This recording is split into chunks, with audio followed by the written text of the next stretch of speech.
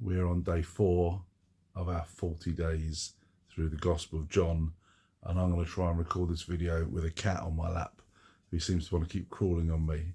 We're in chapter 2 of John. We've moved from chapter 1 into chapter 2, and we get to read the story of the wedding at Cana. In John's Gospel, this is the first miracle that Jesus performs. And there's so much in this, and I can't fit nearly enough into this little short video. I actually did preach a message on this story a couple of years ago during lockdown, and I'll post a link to that if you want to know more about it. But let me just draw a few things out from this story. Firstly, I love that this first miracle that we read about is just so normal. The miracle is extraordinary, but the situation's normal. Jesus is at a wedding. He's not the guest star, he's not the most special person the bride and groom will be, the family will be, but he's one of the guests there. And in this wedding, this ordinary moment of life that Jesus enjoyed along with everybody else, there's this tragedy of not enough wine, a social faux pas. And Jesus' mother knows that the person to ask is Jesus. She knows that he's the one who's going to solve this problem. It's a great indication of when someone's in relationship with Jesus, when they know who he is, they know where to go when things are going wrong.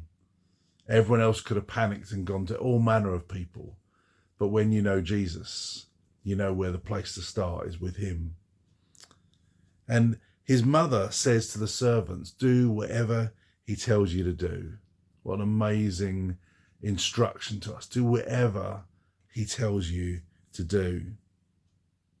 Like I said, I preached this message. There's a lot to bring out of this, but just one thing I want to bring out of this is just to turn our attention to the fact that in order for Jesus to provide the wine for this wedding, water needed to be collected.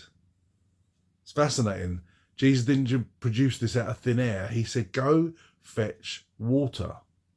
And the amount of water they gathered was, it said they gathered 6 stone water jars. This is in verse 6.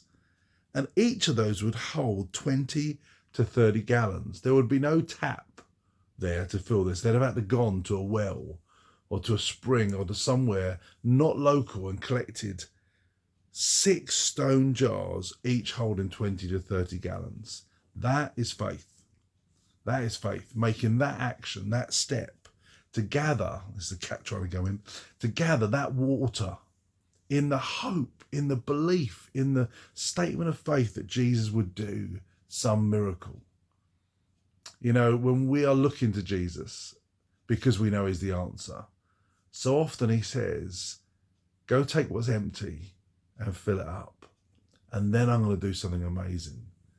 It's our step of faith that says, I am going to take a step out here and do what Jesus asked me to do, because I know he is going to work a miracle in this situation.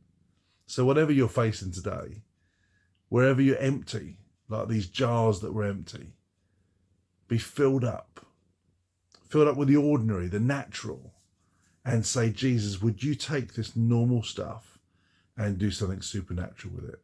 You have a great day.